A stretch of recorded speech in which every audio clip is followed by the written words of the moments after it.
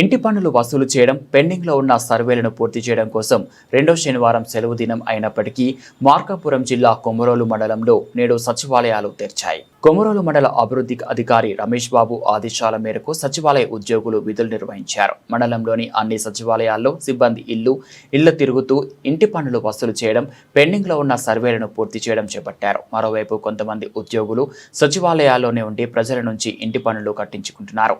కొమరోలు సచివాలయంలో పంచాయతీ అభివృద్ధి అధికారి Janardhan Reddy, digital assistant Rangaswamy, welfare assistant Sirisha Reddy, మహిళా పోలీస్ లక్ష్మీదేవి విధులు నిర్వహిస్తూ ప్రజల వద్ద నుంచి ఇంటి పన్నులు వసూలు చేస్తున్నారు.